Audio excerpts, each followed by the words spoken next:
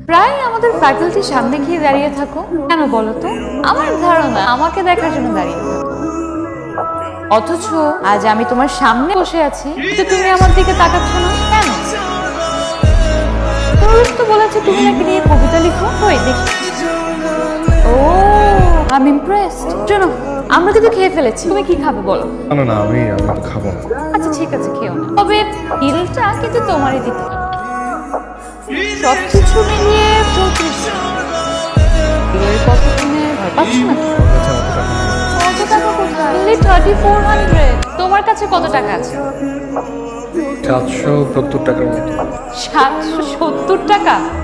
এই 770 টাকা নিয়ে তুমি আমার সাথে দেখা করতে এসেছো? ওয়াও, আচ্ছা ঠিক আছে, দেখি তোমার 770 টাকা। দেখি, দেখাও দেখাও দেখাও দেখাও। নোংরা কেন ওর টাকা?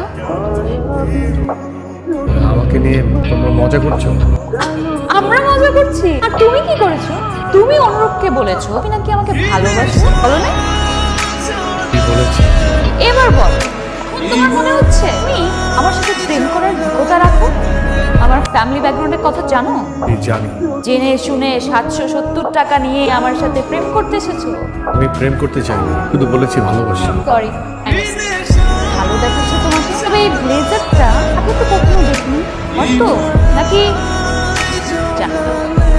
তোমার কি ধারণা নাকি ইউনিভার্সিটিতে পড়লে সবাই সমান হয়ে যায়? কি করে তোমার বাবা?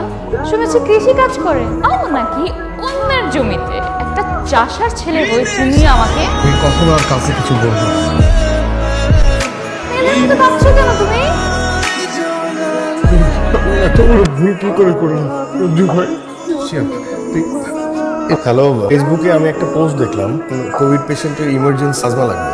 হ্যাঁ, আপনি কি কোভিড পজিটিভ ছিলেন? জি হ্যাঁ, আমি ছিলাম। ডাক্তার বলে সুস্থ হয়েছি। ব্লাড কখন লাগবে? বিকাল আপনাকে নিয়ে যাবো। এই যে ছবিটা দেখছেন আমার মেয়ের ছবি, একমাত্র মেয়ের ছবি, যার জন্য আপনি প্লাজমা দিয়েছেন। Thank you so much. আপনার জন্য কিছু করতে পারলে আমার ভালো লাগবে। কিছু পাওয়ার উদ্দেশ্যে আপনাকে প্লাজমা দিই। হঠাৎ করে ফেসবুকে স্ট্যাটাসটা দেখি, তো ভাবলাম যে জন্য যদি কারো জীবন বাঁচে জায়গা থেকে আসলে প্লাজমাটা দিই। এই শহরে অনেকদিন থাকলাম, তো এই শহরে আপনাদের মতো অনেক মানুষ আছেন যারা আসলে আমাদেরকে মানুষ বলে করতে দ্বিধাদ্বন্দ্বে ভোগেন। সব মানুষ একরকম হয় না।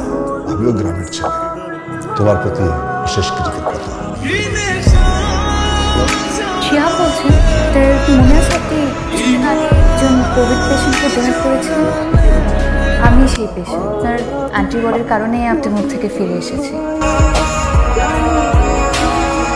কিছু বলছেন না যে? কোথাও কোনো ভুল হচ্ছে না। আপনি শিয়াব না, তাই না? বললাম যে আপনি ভুল করছেন। আমি তাদের সাথে দেখা করতে চাই। আপনি যে মানুষটাকে খুঁজছেন আমি সেই মানুষটা না। আপনি বারবার আমাকে ফোন করেন। আপনি শিহাব না? আমি তো আপনাকে বলেছি যে আপনি যাকে খুঁজছেন আমি সেই মানুষ না। কিন্তু আমার মেডিকেল কলেজে তো আপনার নাম্বারটাই দেয়া। অযথাই মানুষকে বিরক্ত করবেন। তোর ধারণা এই ছেলে সেই ছেলেটা? আমার ধারণা নিশ্চিত। তাছাড়া ওর ভয়েসটা তো আমি চিনি। তাছাড়া বাবার কাছ থেকে আমি তার বর্ণনাটা জানতে চাইলাম। বাবা যা যা বলেছে সবকিছুই শিহাবের সাথে মিলে যায়। আমাকে ফোন করে যেভাবে অ্যাভয়েড করছে, এটা শিহাব ছাড়া অন্য কেউ হতেই পারে না। কেমন আছে শিহাব? আমাকে চিনতে পারছো তো? চিনতে পারবো না। Shihab, I am sorry. আমি জানতাম এতটুকু বলার জন্য এসেছি। এই কয়টা বছর একটা জিনিস আমি খুব ভালোভাবে বুঝেছি, আমি ভালোবাসতে জানি না। আমাকে কি এখন আগের মতোই ঘৃণা করো?